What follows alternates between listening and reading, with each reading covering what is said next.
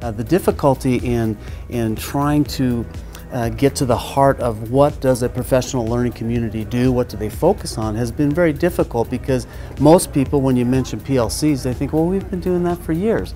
Well, no, you've been having committee meetings, but not PLCs. As we look at the Common Core, as we look at PLCs, how have we gotten along without them?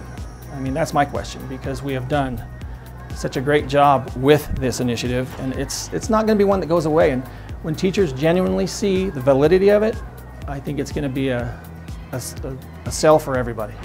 So there's three big ideas when it comes to what is a PLC and how is it different from the other things you're doing.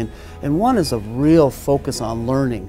The second one is a culture of collaboration, building that culture within your school, the interdependency within the whole system on each other and working with each other in focusing on results, and that's the third item. PLCs are a support for teachers. We know that we're not in this alone, and so as we have students that really struggle, we know that it's not just our job solely. We're not just isolated in our rooms. We can work together and we can help each other. I mean, I think that's the best kind of environment you could ask for.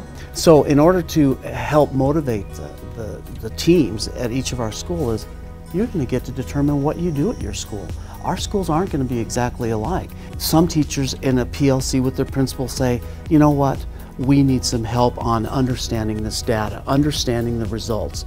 And so some have determined we're going to have a few more in each of our classes so we can free up one of our expert teachers to work with students and work with the data and help the teacher to understand how to make decisions based on student learning and student growth. As the school achievement specialist, my responsibilities are to coordinate the RTI for the entire building, to meet with the students regularly, to discuss their progress and to interview and talk about what specific skills they need to work on in order to make the achievement that they need, to work closely with the teachers in their grade level PLCs to talk about interventions at the grade level and in the classroom.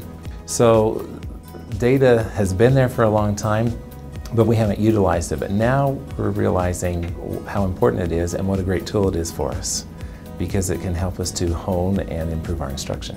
I would like to just share that in our building, teachers have just jumped on board with this. They sit in groups every Wednesday and they talk about what they're doing in their classroom, and the focus is on how am I going to make sure the students are learning on this. Whereas teachers were isolated, they'd come in the morning and go to their room, they'd go home after school. Now we have a camaraderie within our building, teachers dialoguing frequently. I think it's not that we're just trying things, because we are, but we're measuring to see if they're working. And what does it mean if it's working? It means that students are learning. They're not just achieving, but they're growing. And we know that. There's no doubt in our mind, because we are testing that. And we're using that data to guide everything we do in the district.